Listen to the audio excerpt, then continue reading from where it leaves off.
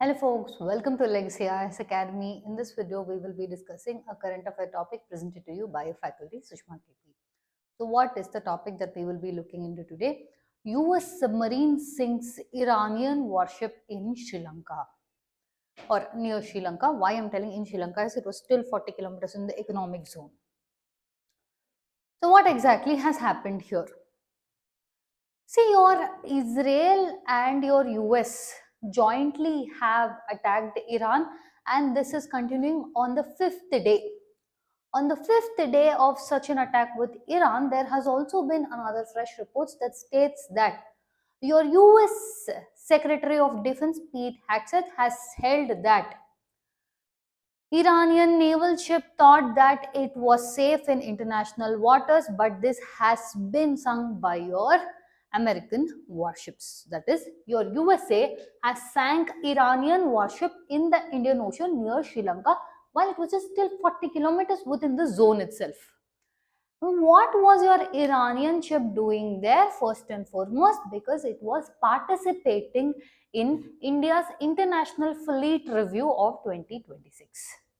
India was hosting this International Fleet Review, wherein it is trying to, what exactly is this means, and trying to see the compatibilities of the navies with the members.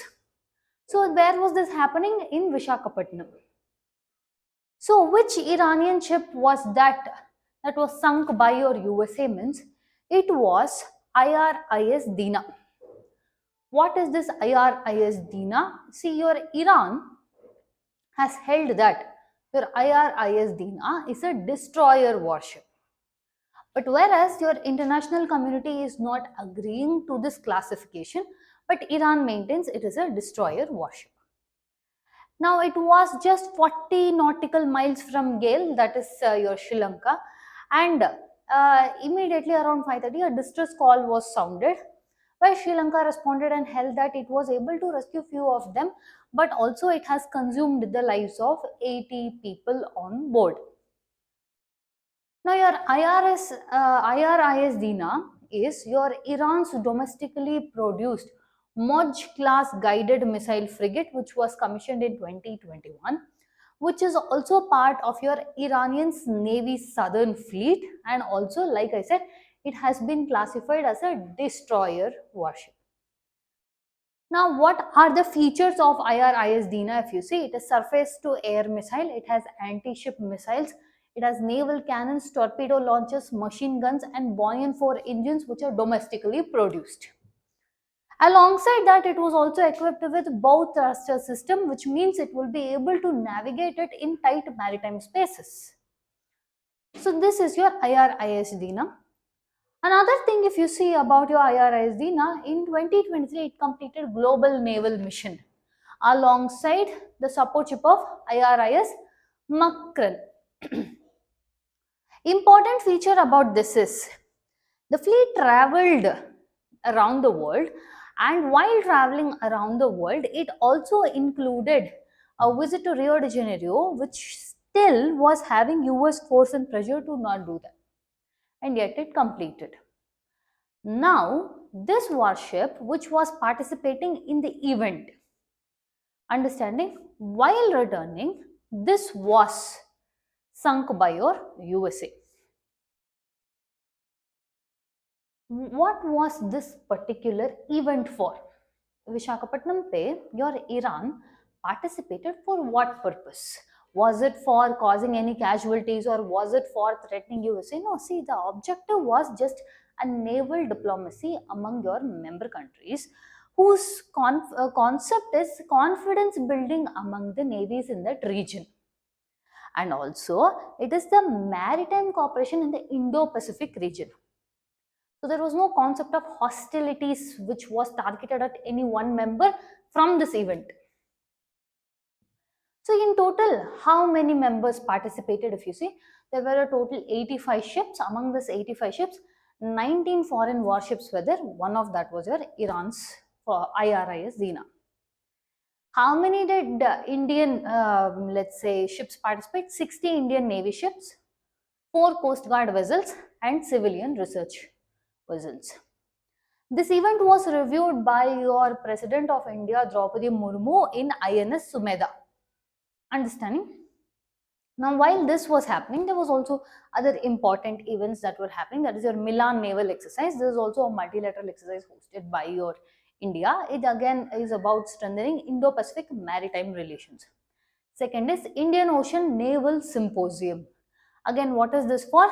For the navies of Indian Ocean region, and also it will be holding the chairmanship of your this in 2025 to 2027. Fine. Now we have established that this event had no hostility targeted at anyone. Then why did US Secretary of Defense Pete Hegseth hold that Iran's warship or Iran was of the idea that its navies or naval vessels are safe in international water, but it is not. This is the first time after Second World War that such a sinking has happened. The US attacked. How did it attack? By a US submarine torpedo.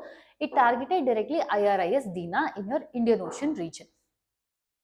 Pete Hegseth held that first enemy ship sunk by torpedo since World War II.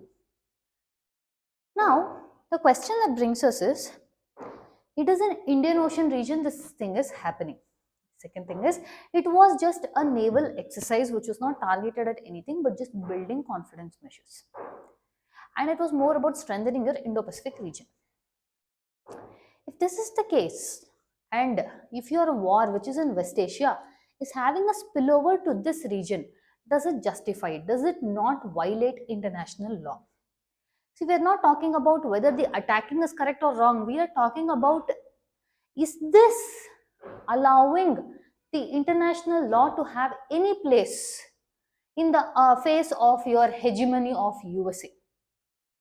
First and foremost, we do have international law under your UN clause principle, wherein it states that United Nations Conventions on the Law of the Sea, UN clause, Article 88, states that high seas must be used only for peaceful purposes and military attack in international waters are generally restricted. Look at the wording of this, are generally restricted, which means is it allowed? And if so, how could your US attack under your UN clause guidelines? First and foremost, your USA is not a member of UN clause. Second thing is, when we said generally restricted, which means there are certain conditions where it allows a country to do what it did. What are this? Exceptions are a naval strike can be justified if it was done in self-defense. This is allowed under Article 51 of UN Charter. United Nations Security Council authorization is there. There is an active armed conflict at sea. In this case, it was not there.